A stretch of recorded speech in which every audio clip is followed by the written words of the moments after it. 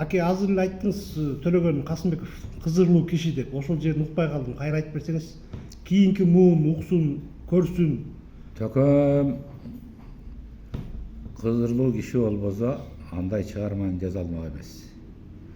Ал жашынан жетим өзүп жетилдим деген ыры бар, чыгармасы бар. Ошол кызырлуу үчүн жанагындай чоң атактуу чыгарманын автор ээси. Анан мен аны жана шайлоодо бирге болгонбуз 95-жылы. Биздин эң аксакал болчу. Биз шайлоодо эл өкүлдөрдүн жыйынына 10 киши аттанып, ошо Аксыдан 8-округ деп. Ошондо бирге көпкө жүрүп калдым Төкөм менен. Бүт айылды кыдырдык округду. Ошо кыдырган кезде Төкөм биринчи тур болордо бир 2-3 күн калганда үйүнө Ак жолго чайга чакырды бизди. Медет Айдаралиев деген да бир кандидат бар эле, ал мага караганда жашыраак эле. Экөөбүз үйүнө бардык. Анын үйүндө чай ичип отуруп, Бишкектен алып келген базарлыгым бар эле деп базарлыгын ачып берип, тамак кылып коюптур. Жакшы баласын үйүнө аябай. Кыштын күнү болчу. Печканы аябай жагыптыр, үй ысык. Анан ошол жерде чечилишип отуруп, бир топ сөзгө өтүп, көп отуруштук. Отургандан кийин ортолоп калганда Төкөм Медет экөөбүздү тең менин пайдама арыз жазып бербейсиңерби деп суранды. Депутатка деп. Анан Төкөгө айттык, эми биз өтпөйбүз.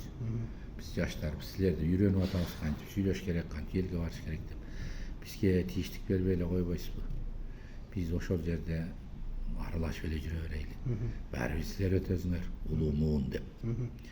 Анан ошентип макул болду. Анан кийин ушундайбы деди, ушундай албайсыңар, албайбыз, жазбайсыңар, жазбайбыз. Силер андан башка да улуу муундар бар болчу, аксакалдарыбыз. Мүмкүн башка аксакалдар сураса бербейсиңерби? Жок, бербейбиз. Анда жазбагыла деди. Анда ошо боюнча кеттик. 10-убуз бүлтөнгө кирдик да. Анан кирдик. Анан ошол тамак ичилип бүттү. Дасторкон жыйлардын алдында бата тилердин алдында Төкөм ойлонуп, бой басып, мындай бүт бир нерсени эсептеп, акыл эсин калчап отурду да. Ошол кезде Төкөм эгерде бул сапар, ушу сапарда силер эгер албасаңар, шайлоого барсаңар, мени карап туруп айтты, сен ушунда депутат болосуң деди. Анан мен ойлодум, ушу эсептеди окшойт, биякта ал ошо менин пайдама арызыңды жазып бер деген мен болбой коем да. Андан ошондон ойлоп, анан кийин биринчи тур бүттү. Биринчи турда биз Жеңишбек Болотович деген аксакалыбыз ошол убакта суу чарба министри болчу. Экөөбүз калдык. Анан экинчи турда Жеңишбек Болотович экөөбүз чыгып, Жеңишбек Болотовичтан мен бир азыраак добуш көп алып, мен утуп, анан ошол жерде мен депутат болуп калдым. Аксыдан 8-округдан. Анан ошондон улам өзүмчө ойлоп коем да.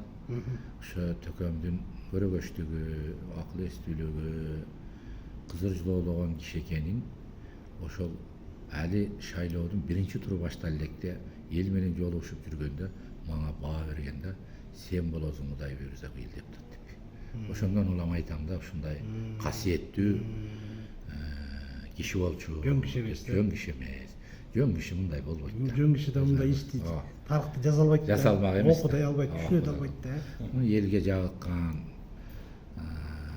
журтка жаккан, илгерки тарыхты көркөмдөсө да ордунда көркөмдөгөн, аша чаап кетпеген, аябай сонун чыгарманы элге тартуулап кетти да. Ошол чыгармасы менен, андан кийинки чыгармасы менен кыргыз элинин баатыры болду. Эми аз жашады, эми дагы жашаса болмок. 80ге жашы курагы караганда о дүйнө салды. Эми жаткан жери жайлуу болуп, топура торко болуп, Төкөм арбаа колдоп жүрсүн баардыгыбызды. Баатыр агабыз, биздин агабыз. Эч нерсе дей албайбыз. Убагында ошондой ортодо болгон. Бирок Төкөм ага териккен жок, таарынган жок, же башка болгон жок. Мен кайсы гана жетишкендиктерге, кайсы гана ийгиликтерге жетсем, сөз жок Төкөм келип өзү куттуктап, ийгилигин айтып, каалоосун айтып кетип жүрдү. Ошого мен ыраазымын. Төкөмдүн да далай жолу бата батасын алдым. Рахмат, рахмат.